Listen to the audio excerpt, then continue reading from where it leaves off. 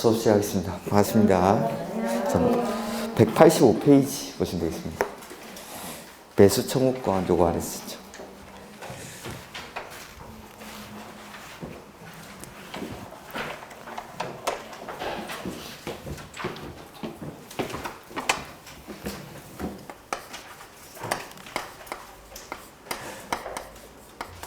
국계법. 국토 전체를 먼저 계획으로 규제하니까 계획이 먼저 나오죠. 첫 번째가 광역도시 계획.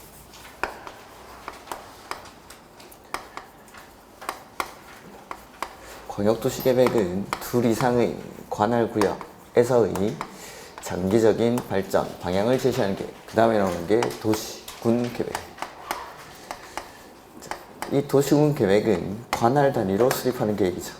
그래서 특별시, 광역시, 특별자치시, 시, 군을 하나의 단위로 해서 수립하는 계획.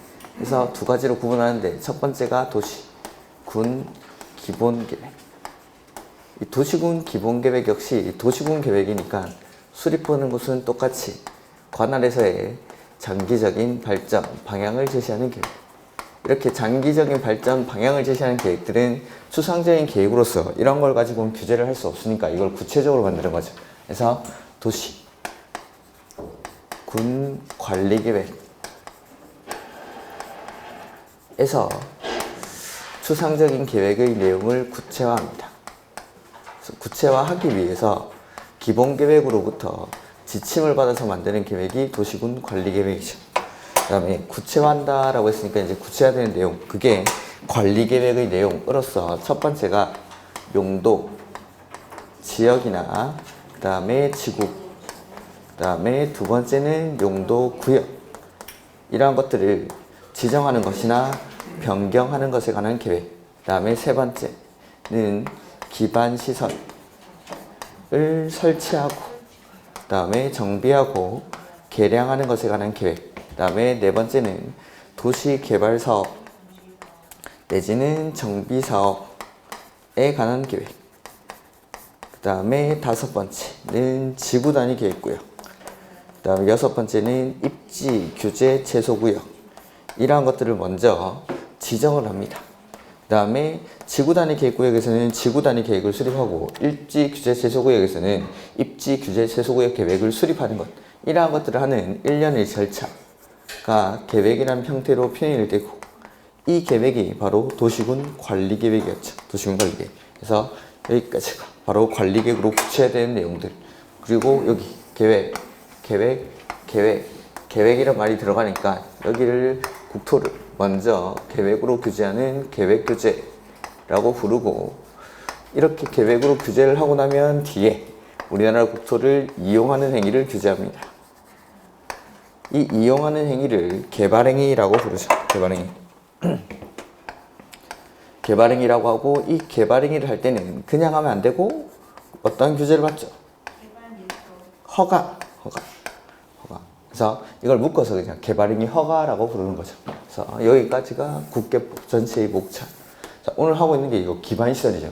저번 주에는 보면 기반시설이 관리계획 결정을 통해서 구체화가 됩니다. 관리계획으로 결정이 되죠. 그러면 이 기반시설을 뭐라고 부르죠? 도시, 군, 계획, 시설, 이렇게 부릅니다. 도시군 계획시설. 그 다음 이렇게 결정된 도시군 계획시설을 설치하거나 정비하거나 개량하는 사업을 도시군 계획시설 사업을 한다라고 했어요.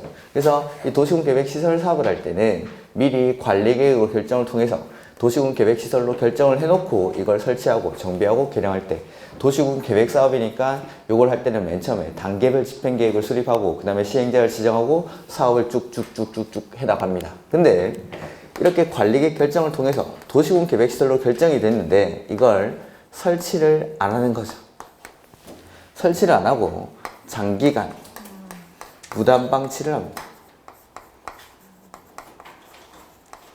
이럴 때 개인의 권리 침해가 발생합니다. 권리를 침해하게 되죠.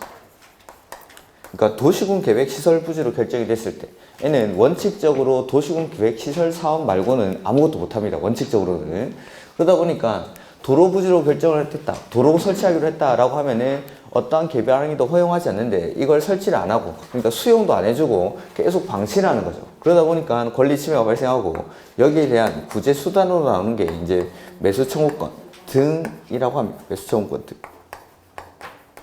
그래서 제도가 이제 세 가지가 나오죠. 세 가지가.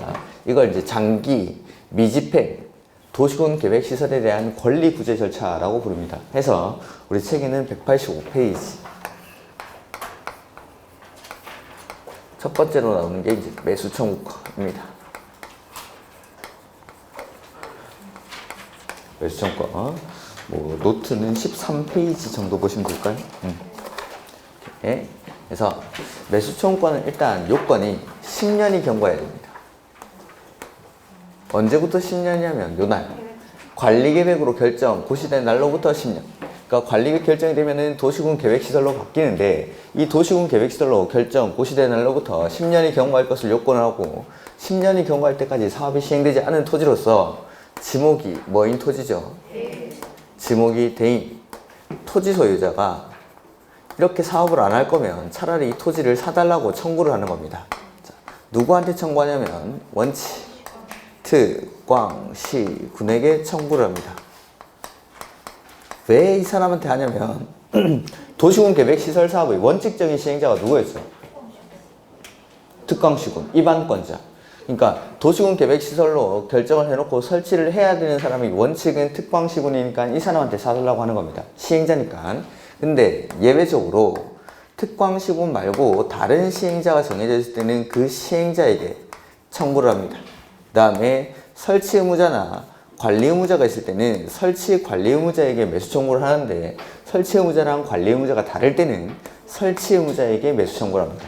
이런 사람들이 매수 의무자. 매수 의무자. 자, 근데 이런 매수 의무자들은 매수 청구를 받으면 이 토지를 무조건 매수를 하는 게 아니라 먼저 매수할지 말지 여부를 결정하게 됩니다. 매수 여부를. 그리고 매수하기로 결정했을 때 매수하기로 결정을 하면 이 토지를 매수를 해야 됩니다. 해서 이 토지 소유자가 매수 청구를 하면 이 매수 의무자들은 먼저 6개월 내에 매수할지 말지를 결정합니다. 매수를 무조건 하는 게 아니라. 그리고 매수하기로 결정했을 때는 2년 내에 이 토지를 매수를 해야 됩니다. 자, 매수를 할 때에는 원칙은 뭘로 사죠? 현금으로 매수를 하는데 예외적으로 채권을 발행할 수 있습니다. 이 채권 이름이 도시군 계획 시설 채권입니다. 도시군 계획 시설 채권. 자, 채권이 총 4개 나오는데 그 채권들 중에서 도시 이렇게 시작하는 채권은 항상 발행자가 지자체입니다. 지자체가 발행한 채권입니다. 그래서 이것도 마찬가지. 매수 의무자가 누구일 때 발행하죠? 지자체일 때. 특광시군이 매수 의무자일 때, 즉 지자체가 매수 의무자일 때 채권을 발행해서 지급을 할 수가 있고 원칙은 현금을 줘야 되는데 예외적으로 발행하는 채권이니까 소유자가 뭐 할 때? 원할 때 발행. 예외적으로 발행하는 채권은 항상 소유자가 원할 때만. 그 다음에 소유자가 원하지 않더라도 부재 부동산이거나 비업무용 토지입니다. 비업무용 토지로서 매수 대금이 얼마? 3천만 원을 초과하죠. 그럴 때에는 이 매수 대금 전부를 채권으로 지급합니까? 초과분만 지급합니까? 초과분만. 전액이 아니라 이 3천만 원을 초과하는 금액에 대해서는 매수 의무자가 채권을 발행할 수 있다라는 거죠. 소유자가 원하지 않더라도. 그 다음에 네 번째, 상환기간은 10년 이내로 하고 이율은 조례로 정합니다. 다섯 번째, 채권 발행에 관해서는 지방재정법이라는 법을 준용합니다. 지방재정법. 이게 매수청권. 뭐 제도 자체는 간단하지만 워낙 이제 권리 구제 절차로서 중요한 위치를 차지하는 거니까 시험에는 뭐 자주 나옵니다. 185페이지 보시죠. 그러면 1번에 매수청권의 의의라고 되어 있죠. 네. 그래서 도시군 계획 시설에 대한 관리계획 결정의 고실로부터 얼마가 경과하죠? 10년 이내 그 시설의 설치에 관한 사업이 시행되지 아니한 경우에는 그 도시군 계획 시설 부지로 되어 있는 토지 중 지목이 뭐인 토지? 대인, 토지의 소유자는 대통령령으로 정하는 바에 따라 원칙은 누구한테? 특, 광, 시, 군에게 매수 청구를 합니다. 근데 세 번째 줄 가로 안에 실시계획 인가나 그에 상당하는 절차가 진행된 경우에는 매수 청구를 할 수가 없습니다. 10년이 통과했더라도. 그 다음에 그 밑에서 두 줄 더 내려와서 지목이 대인 토지인데 그 토지뿐만 아니라 그 토지에 있는 건축물 및 정착물도 매수 청구의 대상이 됩니다. 이런 것들 가로 안에 있는 것들까지. 그 다음에 매수 청구 보시면은 이번에 토지의 매수를 청구하고자 하는 자는 국토교통부로 영어로 정하는 도시군계획시설 부지의 매수 청구서에 대상 토지 및 건축물에 대한 등기사항 등을 첨부해서 매수 의무자에게 제출해야 한다. 다만 이런 것들은 그냥 다만 이하는 일단 참고로 보시고, 그 다음에 다만 186페이지 세 번째 줄. 다음의 어느 안에 해당하는 경우에는 그에 해당하는 자에게 매수 청구를 할 수 있다라고 되죠. 그래서 원칙은 특, 꽝, 시, 군에게 매수 청구를 하는데 이러한 경우에는 이런 사람들한테 매수 청구를 하겠다라는 겁니다. 그래서 1번에 이 법에 따라 해당 도시군 계획시설 사업의 시행자가 정해진 경우 그 시행자에게. 그래서 원칙은 특광시군이 시행자인데 다른 시행자가 정해져 있으면 그 시행자한테 매수 청구를 하겠다라는 거고, 이 법도는 다른 법률에 따라 도시군 계획시설을 설치하거나 관리하여야 할 의무가 있는 자가 있으면 그 의무가 있는 자, 즉 설치, 관리 의무자에게 매수 청구를 합니다. 근데 설치 의무자랑 관리 의무자가 서로 다른 경우에는 누구한테? 설치 의무자에게 매수 청구를 합니다. 그래서 보면은 매수 의무자, 원칙은 특, 꽝, 시, 군이죠? 근데 예외적으로 다른 시행자가 정해져 있으면 그 시행자한테, 설치 의무자랑 관리 의무자가 있을 때는 설치 관리 의무자한테 하는데 설치 의무자랑 관리 의무자가 다를 때는 설치 의무자에게 매수 청구를 합니다. 이런 매수 의무자들이 매수 청구를 받으면 이 토지를 무조건 사는 게 아니었죠. 먼저 뭐 하랍니까? 매수 여부를 결정합니다. 얼마 안에?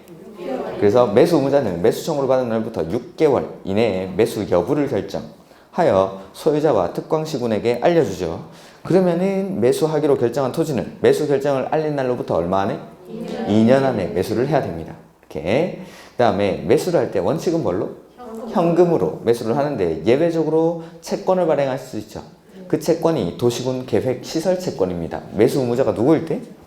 지자체일 때. 매수 의무자가 지자체인 경우에는 채권, 가로 안에 나오죠? 도시군 계획 시설 채권을 발행하여 지급할 수 있다.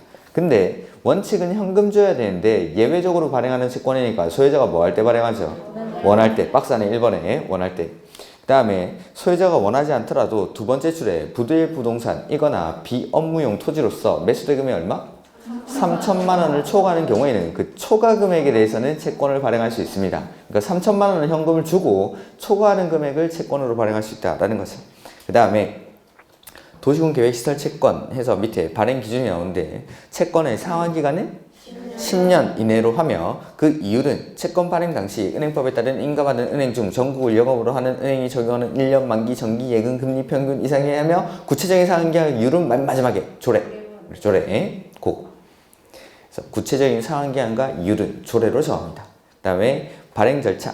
도시군 계획시설 채권의 발행 절차나 그 밖에 필요한 사항에 관해서는 이 법에 특별한 규정이 있는 경우 외에는 무슨 법을 준용하죠? 지방재정법인데 그 밑에 6번에 매수 절차 보면은 매수 청구된 토지의 매수 가격이나 매수 절차 등에 관해서는 무슨 법을 준용합니까? 공시법을 준용합니다. 그러니까 채권 발행에 관해서는 지방재정법을 준용하고 매수 청구된 토지의 매수 절차나 매수 가격에 대해서는 공시법을 준용한다라는 거. 그 다음에 개발행위 허가라는 게 나오죠. 자, 여기 칠판 보시면은 이렇게 매수 청구권 10년이 경과하고 지목이 대인 토지 소유자를 권리 구제해주기 위해서 이런 매수 청구라는 절차를 만든 겁니다. 근데 이 절차에 보면은 뭔가 허점이 보입니다. 허점이. 여기 첫 번째는 토지 소유자가 매수 청구를 하죠. 그럼 매수 의무자들은 무조건 이 토지를 사줍니까? 그건 아니죠. 먼저 뭘 하죠? 매수 여부를 결정합니다. 그러면 만약에 매수하지 아니하기로 결정하면 어떻게 할 거냐라는 게 문제가 됩니다. 매수하지 않기로 결정하면. 두 번째는 자 매수하기로 결정했죠. 그럼 매수 결정을 알린 날로부터 얼마나 매수해야 되죠? 근데 안 사면 어떻게 할 건데? 그 문제가 되죠. 매수하기로 결정하고 나서 2년 안에 매수를 해야 되는데 이 2년 안에 매수를 안 하고 지체를 하는 겁니다. 내지는 매수 여부를 결정하는 단계에서 매수를 하지 않기로 결정을 하는 거죠. 그러면은 이 토지를 사줄 때까지 기다려야 될까요? 그건 아니고 씁니다. 활용하게 해줍니다. 활용을 하는데 여기는 어떻게 활용하냐면 튼튼한 건물을 지어서 활용합니다. 저번 주에 비실이 나왔었죠? 얘가 이제 비실 친구 튼튼이죠. 그러니까 여기는 보면 원래 지목이 대인 토지죠. 지목이 되다라는 건 건물을 지을 수 있는 땅이기 때문에 원래 지목대로 쓰게 해주는 겁니다. 원래 지목대로. 그러니까 원래 지목이 되기 때문에 지목이 대인 토지에다가 튼튼한 건물을 지어서 활용을 하는데 어떤 건물을 짓냐면 첫 번째 3층 이하의 단독주택. 우리 건축법에 보면은 단독주택의 종류가 4가지 있었는데 단독, 다중, 다가구, 공관 중에서 진짜 단독, 거기 단독만. 그 다음에 두 번째 3층 이하의 일종 근린생활시설. 그 다음에 세 번째는 3층 이하의 2종 근린생활시설. 그 다음에 네 번째는 공작물. 이러한 것들을 지어서 토지를 활용할 수가 있습니다. 다만 2종 근생 중에서 다중생활시설, 안마시술소, 노래연습장, 단란주점 얘네는 안 됩니다. 다 안노단? 이렇게 했었는데 니네 다 안노단? 이렇게 다 안노단? 이렇게 얘네는 제외. 그래서 얘네는 지목이 대인 토지이기 때문에 튼튼한 건물을 지어서 활용을 하겠다라는 거죠. 여기다가 살짝 가설 건축물을 집어넣으면 아주 감쪽같죠. 이렇게. 그래서 튼튼이랑 비신이 이런 것들을 좀 구분을 하셔야 됩니다. 이게 도시군 계획 이 매수 청구권에서의 토지 활용입니다. 개발행위가 보면은 매수 청구를 한 토지의 소유자는 다음의 어느 하나에 해당하는 경우 법 56조에 따른 허가, 그게 개발행위 허가입니다. 개발행위 허가를 그냥 하는 건 아니고 허가 받아서 다음 뭐 이의 건축물 또는 공작물을 설치할 수 있다라고 되어 있죠. 그래서 이 경우 이하는 보지 마시고 첫 번째 매수하지 아니하기로 결정한 경우 또는 이게 첫 번째 그죠?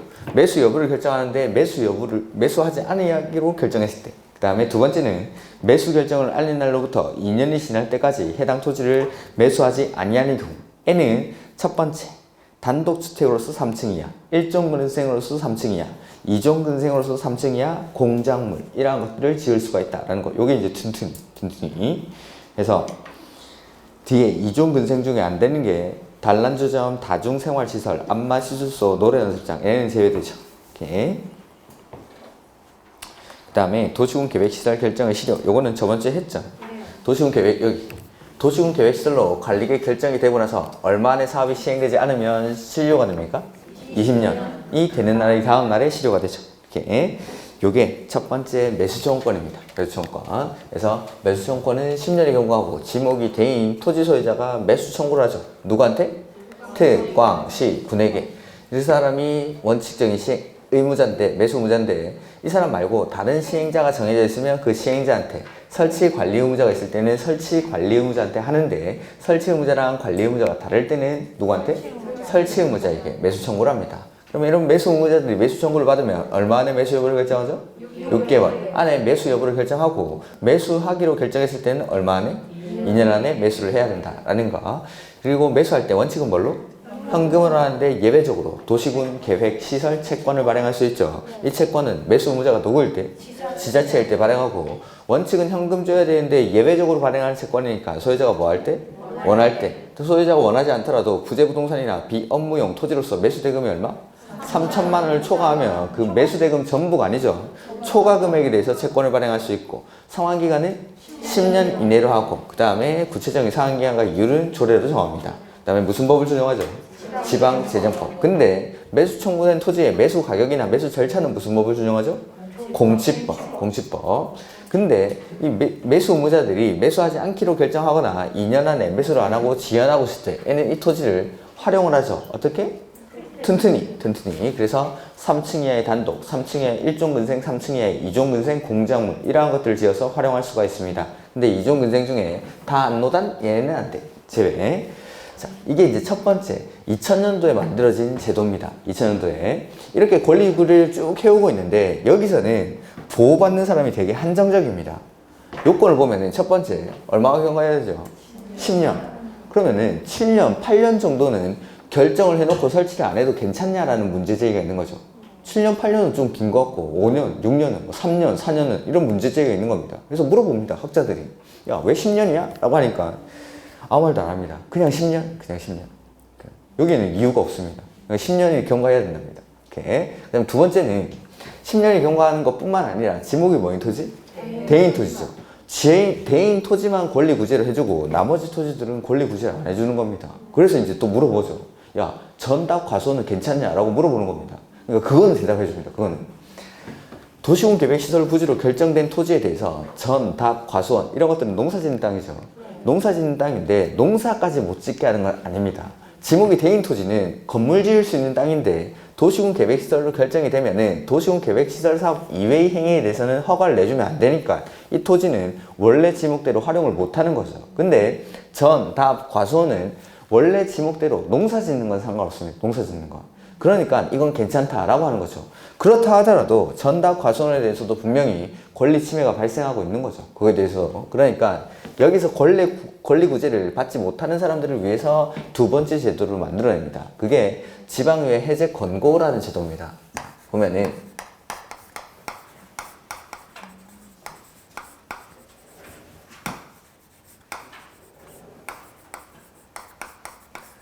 자, 여기서는 요건이 이제 매수청구권에서 권리구제를 못 받는 사람들을 여기서 권리구제를 해주면 됩니다. 첫 번째는 사업의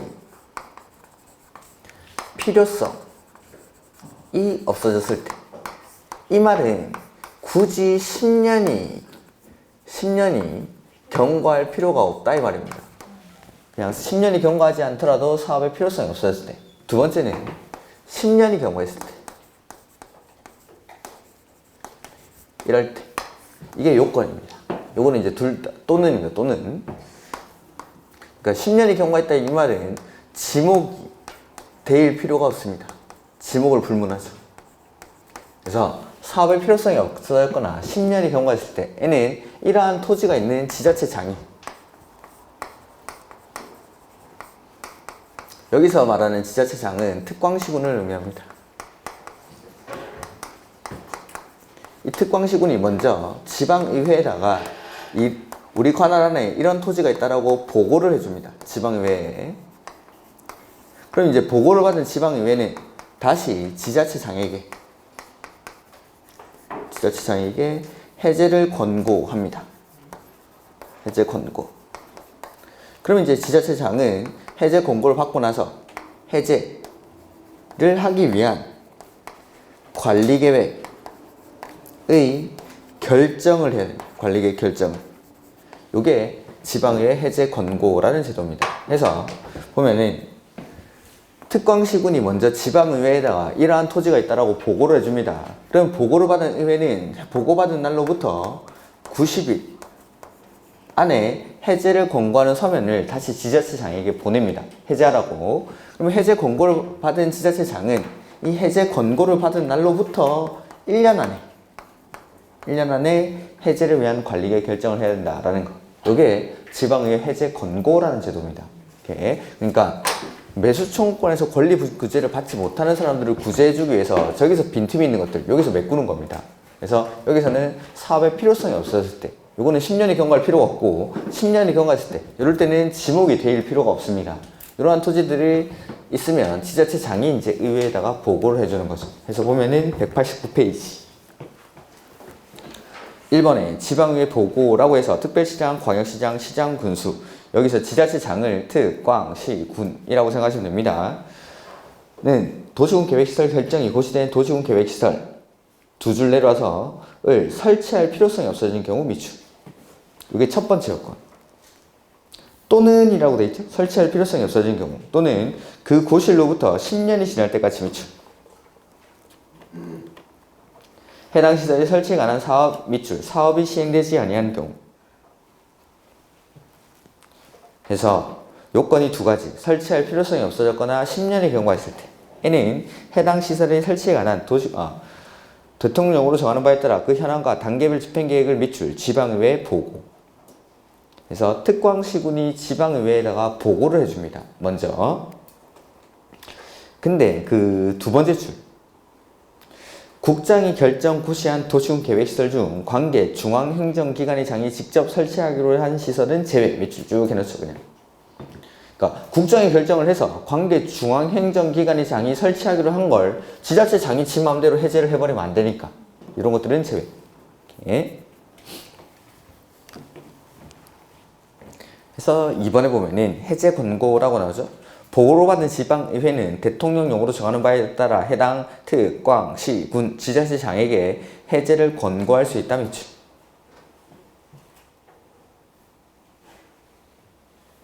그 다음에 해제를 권고받은 특, 꽝, 시, 구는 해제를 위한 관리의 결정을 하거나 도지사에게 그 결정을 신청해야 한다라고 되어 있죠. 이걸 보면은 그래서 3번에 보면 해제를 권고받은 밑줄 하시고 특광, 시군 이 사람은 지자체 장이죠. 그러면 두 줄 내려서 해제를 위한 관리의 결정 밑줄 하시고 도지사에게 그 결정을 신청 노 밑줄. 그 다음에 이 경우 신청을 받은 도지사는 특별한 사유가 없으면 그 도시군 계획시설 결정의 밑줄 해제를 위한 관리의 결정을 하여야 한다. 이제 대략적인 거고 상세한 내용은 이제 개념 플러스 거기 나와 있는데 자, 보면은 특별시장, 광역시장, 시장군수 이 사람들을 지자체장이라고 하죠. 가로 안에 지자체장의 밑줄. 도시군 계획시설 결정이 고시된 도시군 계획시설 중 그게 첫 번째 요건이 설치할 필요성이 없어진 경우 이게 첫 번째고 또는이라고 돼 있죠. 그 고실로부터 10년이 지날 때까지 밑줄 하시고 다음 페이지 사업이 시행되지 아니한 도시군 계획시설 에 대해서 다음의 사항을 매년 해당 지방의회 정례 또는 임시회 기간 중에 보고 그러니까 지방의회에 보고한다 이 말이죠. 그 다음에 다음의 내용 그런 건 모르셔도 됩니다.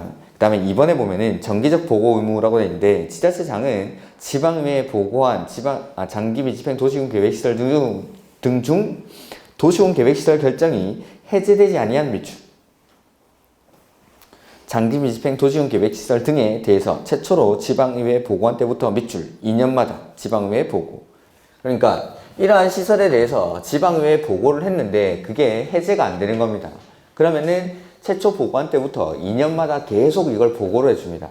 이렇게 지금 190페이지 보고 있죠. 190페이지에 3번 봅니다. 3번 지방의회 해제 권고. 자, 지방의회는 장기 미집행 도시군 계획시설 등에 대해서 해제를 권고하는 경우 보고가 지방의회에 접수된 날부터 며칠? 90일 동그라미.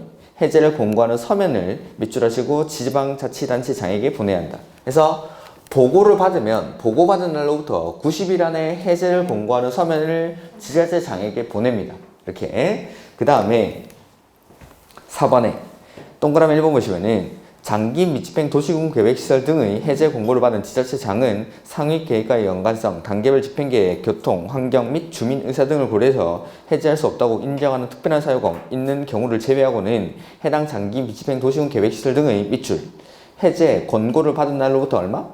1년 동그라미 해제를 위한 관리의 결정을 하여야 한다 밑줄. 이 경우 지자체장은 지방의회에 해제할 수 없다고 특별한 사유를 해제 공고를 받은 날부터 밑줄 6개월 이내에 소명해야 한다. 그러니까 특별한 사유가 없으면 해제를 해야 되는데 특별한 사유가 있을 때는 그 사유를 6개월 안에 소명을 하라 이 말이죠. 그 다음 동그라미 2번에 시장 군수는 이라고 되어 있죠. 자 여기 칠판 잠깐 보시죠. 자 보고가 지방의회에 접수가 되고 나면 이 지방의회는 보고받은 날로부터 90일 안에 해제를 권고하는 서면을 지자체장에게 보냅니다. 이 지자체장은 특, 꽝, 시, 군이죠. 자, 해제 공고를 받은 지자체장은 해제를 위한 관리계획 뭘 해야 되죠? 결정을 해야 됩니다. 근데 만약에 자, 지자체장이 해제 공고를 받은 지자체장이 시장, 군수인 거죠. 자, 관리계획 결정은 원칙 누가 하죠? 특광시군은 입안권자고 결정권자는 시, 도, 대도시. 입안권자가 특, 꽝, 시, 군이고 결정권자는 원칙 시, 도, 대도시가 결정을 하죠. 자, 지자체장이 권고를 받으면 결정을 해야 되는데 시장, 군수는 원칙적으로 관리계획 결정 권한이 있습니까? 없습니까? 없죠. 시, 도, 대도시가 결정하니까. 그러니까 도지사가 결정한 관리계획에 대해서 시장, 군수가 해제 공고를 받은 거죠. 그러면은 이 시장 군수는 도지사가 결정한 관리계획을 해제할 수 있을까요? 없을까요? 없습니다. 해제는 결정한 사람이 해제를 해야 되는 겁니다. 결정한 사람이 해제해야 된다 이런 사자성어가 있죠. 결자 해제가 아니라 결정 해제입니다. 결정 해제. 엄청 유명한 사자성어인데. 결정한 사람이 해제해야 된다 해서 결정 해제 해서 시장 군수는 결정한 적이 없기 때문에 해제도 못합니다. 해서 시장 군수가 해제 공고를 받으면 결정권자인 도지사에게 해제를 신청합니다. 그리고 이 신청을 받은 도지사가 마찬가지 1년 안에 해제를 위한 관리계획 결정을 해야 된다. 이게 뭐 시험에 나왔었죠. 보면은 동그라미 2번, 3번 그게 그겁니다. 그래서 시장 군수는 밑줄 하시고 도지사가 결정한 관리계획의 해제가 필요한 경우에는 자기가 직접 해제를 할 수 없으니까 누구한테? 도지사에게 그 결정을 신청 밑줄. 그리고 3번에 해제 신청을 받은 도지사 밑줄 하시고 역시 특별한 사유가 없으면 1년 안에 동그라미 하시고 해제를 위한 관리계획 결정을 해야 한다. 이렇게. 그래서 우리 아까 봤던 그 박스 위에 개념 플러스 위에 있는 내용은 따로 안 보셔도 될 것 같습니다. 그냥 개념 플러스 안에 있는 내용들만 보셔도 크게 지장은 없습니다. 이렇게.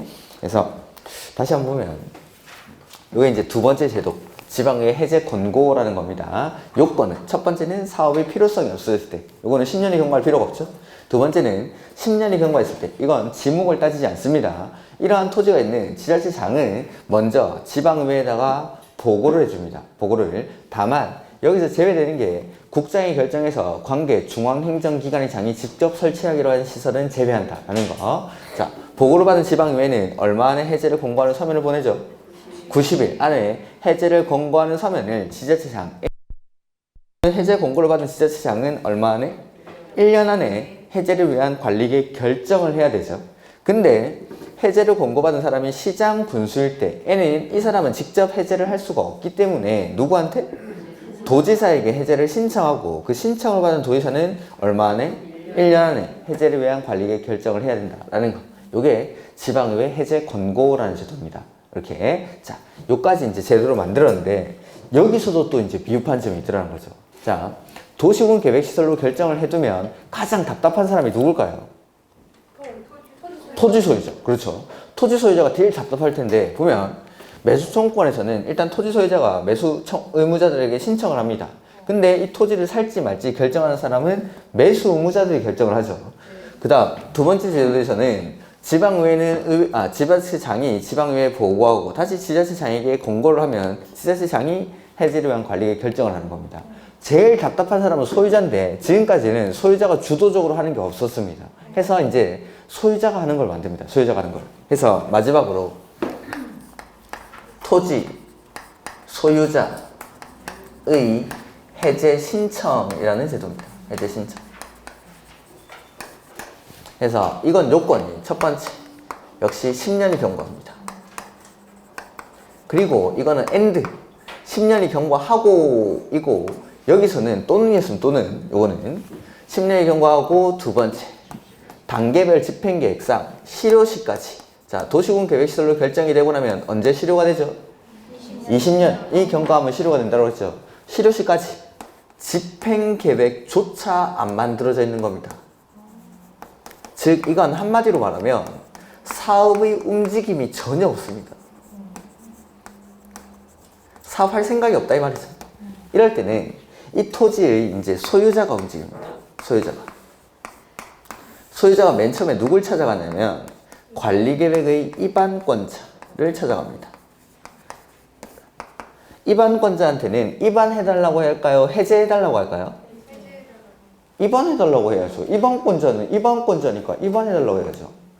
해제를 위한 관리계획 입안을 신청하는 겁니다.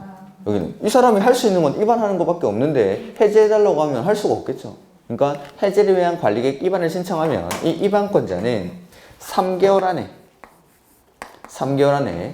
입안 여부를 결정해서 소유자에게 알려줍니다. 근데 이 입안권자가 안 하는 거죠. 그러면 이제 누굴 찾아가냐면 결정권자를 찾아갑니다. 결정권자는 이제 관리계획 결정을 할 수 있습니까? 네, 결정권자니까 해제를 위한 관리계획 결정을 할 수 있겠죠. 그래서 소유자는 결정권자한테는 입안을 신청하는 게 아니라 이제 해제를 신청합니다. 해제를. 이 사람은 해제할 수 있는 사람이니까. 그럼 해제 신청을 하는 결정권자는 2개월 안에 해제 여부를 결정해서 소유자에게 알려줍니다. 근데 이 결정권자도 안 하는 거죠. 그럼 이제 누굴 찾아가냐면 국장을 찾아갑니다.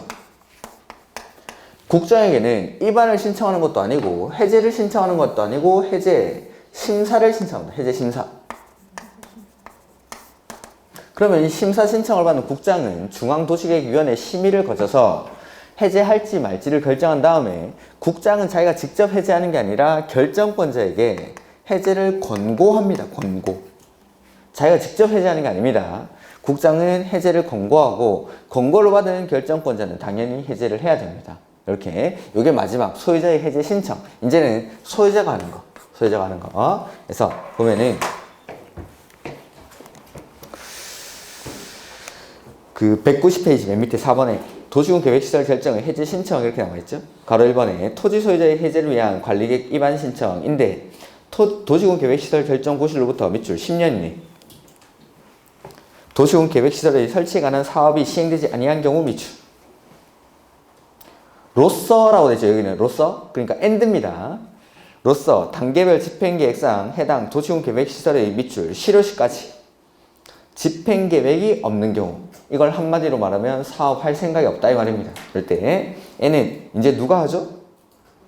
그 밑에 소유자가 토지 소유자는 대통령령으로 정하는 바에 따라 해당 도시군 계획시설에 대한 관리계획의 밑줄 입안권자에게 맨 처음에는 입안권자 찾아가죠.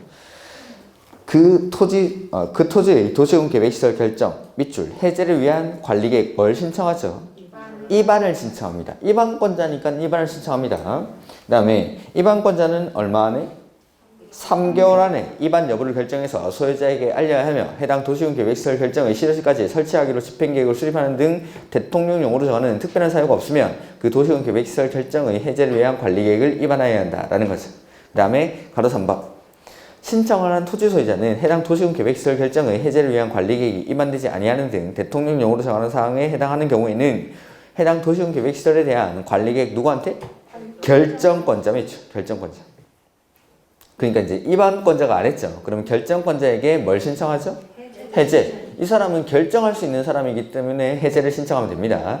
그러면 해제 신청을 받은 결정권자는 얼마 안에? 2개월 동그라미.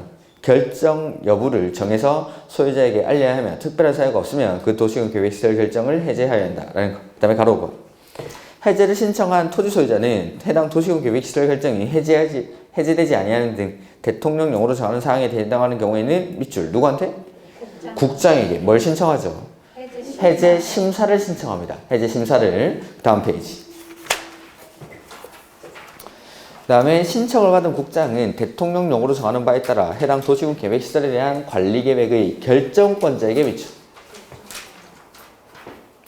도시군 계획시설 결정의 밑줄 해제를 권고할 수 있다. 그리고 해제를 받은 해제 권고를 받은 결정권자는 특별한 사유가 없으면 해제를 해야겠죠. 그래서 이 내용들, 이 대통령령의 내용은 그냥 따로 보지는 마시는데 몇 가지만 좀 볼 게 있는데, 거기 193페이지에 동그라미 8번입니다. 8번. 요거 보면은 법 몇 조 에 따른 도시군 계획시설 결정의 밑줄 거기 해제 결정은 다음 각 후의 구분에 따른 날부터 6개월 동그라미 이내에 이행되어야 한다라는 거죠. 이렇게 해서 1번에 보면은 도시군 계획시설 결정의 해제를 입안하기로 통지한 경우 자 보면은 입안권자는 신청을 받으면 3개월 안에 입안 여부를 결정해서 소유자에게 알려주죠. 그러면은 이 입안 통지를 한 날부터 6개월 안에 해제 결정을 해야 됩니다. 그 다음 이번에는 결정권자가 해제하기로 소유자에게 통지했죠? 2개월 안에 그때부터 역시 6개월 안에 해제를 위한 결정을 해야 됩니다. 그 다음 국장은 결정권자에게 해제 권고를 하죠. 그럼 이 권고받은 날로부터 6개월 안에 해제 결정을 해라 이 말입니다. 이렇게 이 세 가지가 공통적으로 6개월. 그 다음에 나머지 내용은 그냥 보지 마십시오. 6번 한번 보지. 동그라미 6번. 그 196페이지에 193페이지 동그라미 6번. 국장은 해제를 권고하는 경우에는 거기 밑줄 중앙도시계획위원회의 심의를 거쳐야 한다. 그러니까 심사 신청을 받죠. 해제 심사를 신청받으면 그 해제할지 말지를 결정하기 위해서 심사를 하는데 그 심사 절차가 중앙도시계획위원회의 심의를 거칩니다. 이렇게 요 정도까지. 자, 뒤에는 안 보셔도 됩니다. 보면은 토지 소유자의 해제 신청해서 10년이 경과하고 그 다음에 실효시까지 end입니다. 이거는 실효시까지 집행계획조차 안 만들어져 있을 때 N은 이제 소유자가 맨 처음에 누구 찾아가죠?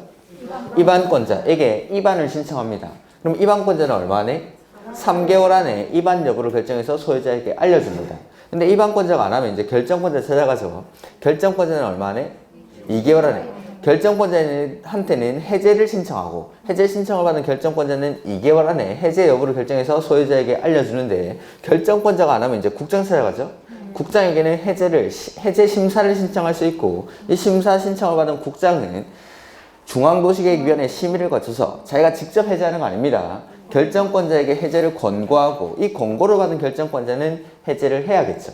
그리고 해제 결정은 입안권자가 입안하기로 통지한 날로부터 6개월, 결정권자가 해제하기로 통지한 날부터 6개월, 국장에게 해제 권고를 받은 날로부터 6개월 안에 해제 결정을 해야 된다라는 겁니다. 이렇게 요게 마지막 소유자의 해제 신청이라는 제도입니다. 그래서 요 세 가지 권리구제 절차들은 뭐 무조건 시험에 나오는 겁니다. 무조건.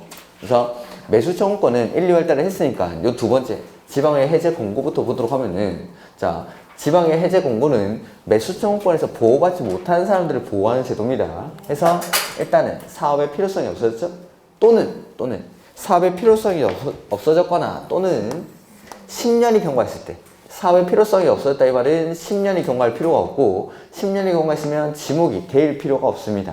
이러한 토지가 있는 지자체장, 특광시구는 먼저 지방의회에다가 뭘 하죠? 보고를 합니다. 정례회나 임시회의 기간 중에 보고를 하면 이 보고를 받은 지방의회는 며칠 안에? 90일 안에 해제를 권고하는 서면을 지자체장에게 보냅니다. 그럼 이 지자체장은 해제 권고받은 날로부터 얼마 안에? 1년 안에 해제를 위한 뭘 하죠? 관리계획 결정을 합니다. 결정을. 근데 만약에 해제 권고를 받은 지자체장이 시장 군수다라고 하면은 도지사가 결정한 걸 시장 군수는 해제할 수가 없죠. 그게 이제 결정 해제죠. 결정한 사람이 해제를 해야 되니까 시장 군수가 해제를 권고받으면 누구한테? 도지사에게 해제를 신청하고 그 신청을 받은 도지사가 얼마 안에? 해제를 위한 관리계획 결정을 해야 됩니다. 1년 안에 이런 것들. 시험에 이게 나왔었습니다. 이게. 그래서 이런 것들이랑 토지 소유자의 해제 신청은 일단 이거 end라는 거. 10년이 경과하고 실효시까지 집행계획조차 안 만들어져 있을 때 이제 소유자가 입안권자, 결정권자, 국장을 차례로 찾아가는 거. 입안권자한테는 입안을 신청하고 결정권자한테는 입안을 신청하고 결정권자한테는 해제를 신청하고 국장에게는 심사를 신청할 수 있다는 거. 심사를 할 때 뭘 거치죠? 중앙도시계획위원회의 심의를 거칩니다. 심의를. 그리고 국장은 자기가 직접 해제하는 거 아니고 해제를 권고합니다. 권고. 결정권자에게. 이런 것들.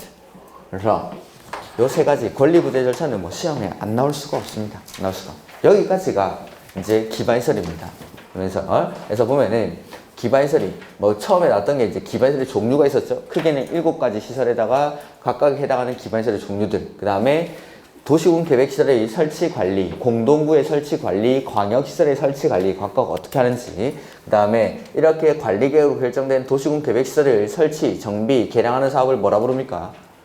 도시군 계획시설 사업. 그 도시군 계획시설 사업을 하는 절차, 단계별 집행계획 수립하고 시행자 지정해서 사업을 시행하고 뭐 이렇게 하는 거. 그 다음에 도시군 계획시설로 결정을 해놓고 설치를 안 했을 때 대한 권리구제 절차로서 나오는 게 방금 하신 요 세 가지입니다.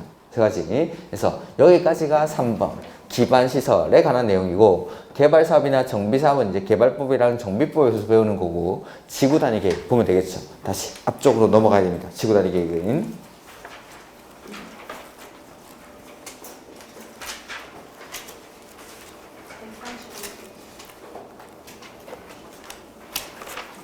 132페이지. 네. 지구단위 계획.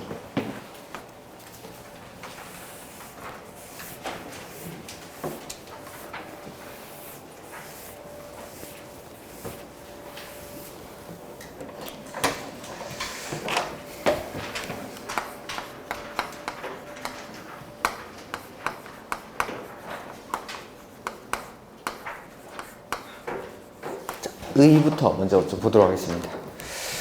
지구단위 계획이란 도시군 계획 수립 대상 지역의 전부입니까? 일부입니까? 일부.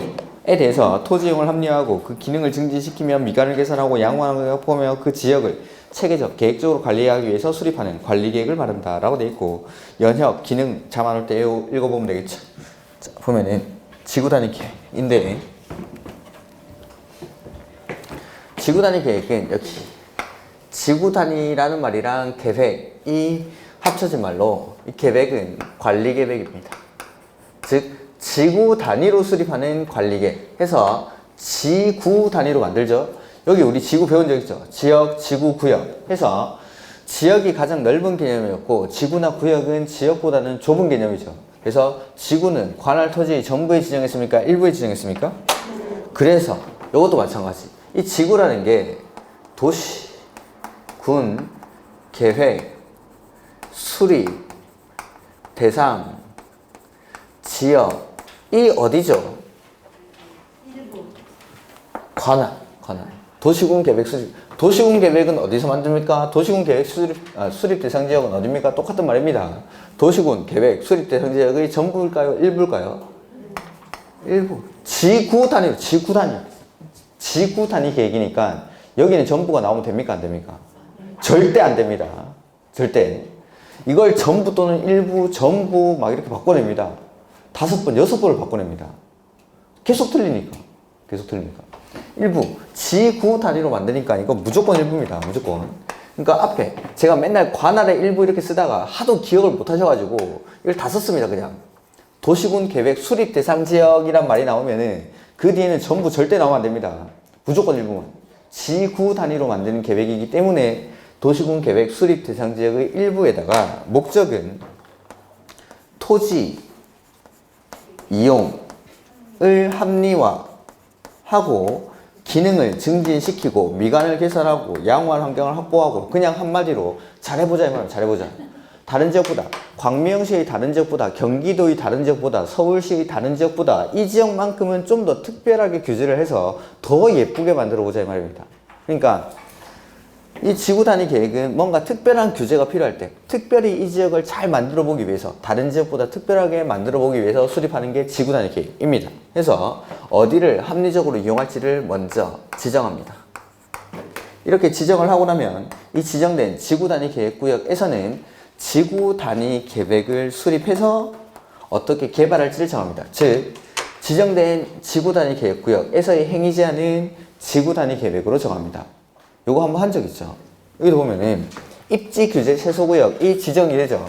그러면 지정된 입지 규제 최소구역에서의 행위 제한은 입지 규제 최소구역 계획으로 정합니다.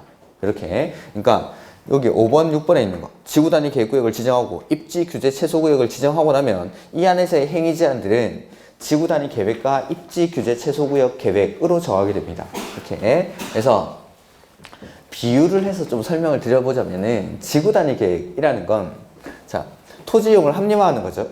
우리가 아침에 자고 일어났죠. 자고 일어나가지고 거울을 봅니다. 우리 얼굴은 합리적입니까? 비합리적입니까? 엄청 비합리적이죠. 그럼 합리화하기 위해서 맨 처음에 뭐 합니까? 세수하고 머리 감고 여자분들은 화장도 하죠. 그게 뭐냐면 용도, 지역, 지구, 구역입니다. 그러니까 어떤 토지든지 누구나 다 하는 겁니다. 누구나. 용도, 지역, 지구, 구역과 같은 규제는 어느 토지든지 다 받는 거죠. 그러니까 용도, 지역, 지구, 구역도 토지 이용을 합리화하기 위해서 지정하는 겁니다. 근데 용도, 지역, 지구, 구역만 가지고 충분히 토지 이용을 합리화할 수 있다면 더 이상은 규제는 하면 안 되고 필요도 없는 거죠. 규제는 항상 최소한도로만 해야 되니까. 해서 세수하고 머리 감고 뭐 화장했는데 만족합니다. 그냥 그거 사는 거죠. 그냥. 근데 그거 가지고 만족할 수 없죠. 그러면 이제 어디 가야 되죠? 그렇죠. 병원 가죠. 그게 이제 지구 단위예요. 성형수술하는 거예요. 성형수술. 그 의사 선생님이 앉아가지고 어디를 합리적으로 이용할지를 고민하는 거죠. 눈, 코, 턱 지정. 눈을 합리적으로 이용하기로 지정을 했습니다. 그러면 이제 어떻게 할지를 결정하겠죠. 앞팀, 뒷팀 찍을까? 방안. 이렇게. 그러니까 세수하고 머리 감고만으로도 충분히 합리적으로 이용되고 있다. 그게 이제 용도, 지역, 지구, 구역이고, 이러한 제도들이 다 합리적으로 이용하기 위해서 하는 겁니다. 그것만 가지고도 충분하다라면 이제 그냥 쓰면 되는데, 그거 가지고는 부족하니까 좀 더 특별히 어떤 특별한 규제를 하기 위해서, 좀 더 빨리 예쁘게 만들기 위해서 지구 단위 계획구역이라는 걸 지정해서 그 지역은 다른 지역보다 좀 더 많은 규제를 가합니다. 많은 규제를. 그러니까 다른 지역보다는 좀 더 더 합리적으로 더 예쁘게 되는 거죠. 그게 지구 단위 계획. 예, 특별한 규제를 가하는 지역이라고 생각하시면 됩니다. 이렇게 해서 지구 단위 계획구역은 지정을 원칙 개발이 끝난 곳에 하던가요? 개발이 시작되는 곳에 하던가요? 시작되는 곳. 끝난 곳은 합리적으로 이용되고 있는 곳이기 때문에 이제 막 개발이 시작되는 곳들. 개발이 시작되는 곳들의 전부 또는 일부를 지구 단위 계획구역으로 지정할 수가 있다. 원칙은 지정할 수 있다가 원칙. 하여야 한다가 아니라 할 수 있다가 원칙입니다. 할 수 있다. 그러니까 임의적인 거죠. 임의적. 그러니까 하여야 한다, 할 수 있다 하면은 원칙은 개발이 시작되는 곳의 전부 또는 일부를 지정할 수 있다. 그래서 보면은 여기 재개발구역입니다. 정비구역. 대표적으로 개발이 시작되는 곳입니다. 뭐 도시개발구역, 정비구역, 택지개발지구 등등등이 있습니다.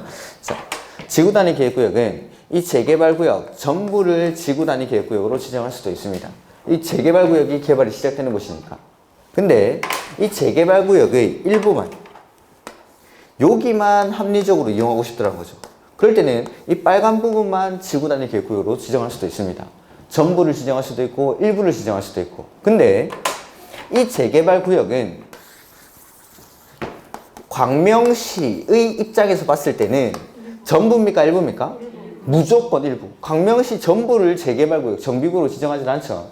그러니까 이 개발이 시작되는 곳, 여기는 도시군 계획 수립 대상 지역이 관할, 즉 특광시군이죠. 특광시군의 입장에서 봤을 때 개발이 시작되는 곳은 무조건 일부밖에 될 수 없는 겁니다. 그러니까 도시군 계획 수립 대상 지역 뒤에는 반드시 일부만 나와야 되는데 개발이 시작되는 곳, 특정한 지역, 지구, 구역을 말합니다. 정비구역, 도시개발구역, 택지개발지구, 대지조성사업지구 이런 곳들은 전부가 지정될 수도 있고 일부가 지정될 수도 있습니다. 이렇게 해서 요 뒤에 다른 걸로 바꾸는 거 조심하셔야 되고, 여기 개발이 시작되는 곳에는 전부가 나와도 되고 일부가 나와도 되고. 원칙은 해야 됩니까? 할 수 있습니까? 할 수 있다. 할 수 있다. 다만 예외적으로 지구 단위 계획구역으로 반드시 지정하여야 하는 곳이 있죠? 이거 어떻게 배웠죠? 그렇죠. 그렇죠. 요부터는 잘 기억이 안 나시나 보네. 자, 정, 택, 공, 시, 노 이렇게 해서 정비구역이나 택지개발지구에서 뭐 하고 나서 사업이 끝난 후 얼마가 경과하죠? 10년이 경과한 지역. 그 다음에 공원이나 시가화 조정구역에서 뭐가 됩니까? 해제되거나 녹지 지역에서 뭘로? 주거지역, 상업지역, 공업지역으로 변경되는 지역. 주 면적이 30만 제곱미터 이상인 지역은 하여야 한다라는 거. 그래서 엄마가 공인중개사 학원을 한 3년째 다니는 사람이라고 했죠. 그 아들내미가 보기에 너무 답답한 겁니다. 엄마 내가 할게. 그 아들 이름이 정택이죠. 정태희가 초등학생입니다. 그래서 나이가 몇 살이죠? 10살. 그래서 이제 정태희가 공부를 시작했죠. 근데 딴 과목은 다 할만한데 제일 어려운 과목이 공시법입니다. 그래서 이 공시법 교수님만 보면 뭐합니까? 노! 그래서 이 정택 공시노? 그래서 물어보죠. 정태가 공시법 점수가 몇 점이야? 하니까 30점. 이게 정택 공시노? 이렇게. 여기는 지정을 해야 됩니까? 할 수 있습니까? 하여야 한답니다. 하여야 한다. 할 수 있다는 원칙은 할 수 있다. 예외적으로 하여야 한다가 정택 공시노. 이렇게 해서 유의하셔야 되는 거. 여기. 요 노란색 박스에 들어온 요 부분. 요 부분은 여기 개발이 시작되는 곳 여기 다 있는 겁니다. 그러니까 요 부분만 나오면은 할 수 있답니다. 근데 요 뒤에 요 빨간색 조건이 붙죠. 그때 하여야 한다가 됩니다. 요게 들어가야 됩니다. 요게. 그러니까 요걸 살짝 빼고 내는 걸 주의하셔야 됩니다. 요거 살짝 빼고 택지개발지구는 지구단위 계획구역으로 지정하여야 한다. 맞습니까? 틀렸습니까? 틀렸습니다. 택지개발지구는 할 수 있는 지역입니다. 근데 택지개발지구에서 사업이 끝난 후 10년이 경과한 지역이 하여야 한다. 시가와 조정구역에서 해제되는 지역은 지구단위 계획구역으로 지정하여야 한다. 맞습니까? 아니죠. 시가와 조정구역에서 해제되는 지역은 할 수 있는 지역이지만 이 지역의 면적이 얼마? 30만 제곱미터 이상일 때 하여야 한다. 이렇게 되는 겁니다. 그래서 요거 앞에 살짝 빼는 거. 정택이 10살이고 뭐 공시법 점수 30점인 건 대한민국 사람들 다 압니다. 이런 건 이제 예전에 바꿔내는 스타일이고 이런 것들은 이제 요 앞에 빨간색 박스를 살짝 빼고 내는 거. 해서 보면은 그 133페이지 4번에 보면 지구단위 계획의 수립이라고 나오죠? 기준은 누가 정합니까? 국장. 그 다음에 지구단위 계획을 지정하는 거. 지구단위 계획 수립하는 거 어떻게 하죠? 관리계획으로. 지구단위 계획구역을 지정하고 지구단위 계획을 수립하는 건 관리계획으로. 그리고 원칙은 지구단위 계획구역은 지정을 해야 됩니까? 할 수 있습니까? 할 수 있다. 해서 밑에 보면은 국장, 시도지사, 시장군수 이 사람들이 바로 관리계획의 결정권자입니다. 관리계획 결정권자 누구였죠? 시, 도, 대도시 예외적으로 국장. 근데 시장군수는 왜 들어가 있죠? 시장 군수가 입안한 지구단위 계획구역의 지정이나 변경, 지구단위 계획의 수립이나 변경은 누가 결정하죠? 그래서 시장 군수가. 시장 군수는 지구단위 계획에 대해서는 결정할 수 있으니까 이게 국장, 시도지사, 시장 군수, 에블바디처럼 써져 있지만 얘네는 결정권자입니다. 결정권자. 시장 군수도 지구단위 계획에 대해서는 결정할 수 있으니까. 그러니까 지문에 이렇게 나왔죠. 국장, 시도지사, 시장 군수는 지구단위 계획구역을 지정할 수 있다. 그렇습니다. 이렇게. 그래서 다음에 지정할 수 있는 지역들 이거 외우는 거 아닙니다. 그냥 이런 데가 개발이 시작되는 곳이구나 하고 읽어보시면 됩니다. 그래서 1번 놔두고 도시개발구역, 정비구역, 택지개발지구, 대지조성사업지구, 산업단지와 준산업단지, 관광단지와 관광특구 그 다음 뒤에 보면은 8번에 개발제한구역, 도시자연보호구역, 시가와 조정구역, 공원에서 해제되거나 녹지지역에서 주거지역, 상업지역, 공업지역으로 변경되는 지역 요런 데가 할 수 있는 지역입니다. 할 수 있는 지역. 요거 외우는 거 아니고 그냥 이런 데가 개발하는 곳이구나 이렇게 기억하시면 됩니다. 그 밑에 거 그냥 보지 마시고 그 다음에 1번에 아까 용도지구 있었죠? 용도지구는 이런 겁니다. 그래서 자, 여기 관할 토지가 있으면은 이 관할 토지 정부에 1차적으로 지정되는 게 뭐였죠? 지역이 지정이 돼 있는데 이 지역의 기능이 떨어지죠. 그럼 떨어져 있는 기능을 끌어올리기 위해서 그 위에 용도지구를 지정합니다. 한 개 했는데 안 되면 2개, 3개 지정해도 됩니까? 그러니까 이렇게 2개, 3개씩 용도지구가 지정이 돼 있으면 행위 제한이 너무 복잡하다고 했죠. 그래서 기존의 용도지구를 대체하기 위해서 지구 단위 계획을 수립합니다. 지구 단위 계획을 수립하기 위해서는 이 용도지구가 있던 자리를 지구 단위 계획 구역으로 지정을 해줘야 되니까. 해서 이 용도지구에다가 지구 단위 계획 구역을 지정해서 지구 단위 계획을 수립해서 행위 제한을 대체하겠다라는 거죠. 이렇게 이런 것들. 이게 뭐 용도지구에 지정할 수 있는 것. 나머지 제가 방금 읽었던 것들은 이런 곳이 개발을 하는 곳이구나 라고 생각하시면 됩니다. 그 다음에 지구 단위 계획구역의 의무적 지정이라는 게 나오죠. 요거는 조금 쉬었다가 보도록 하죠.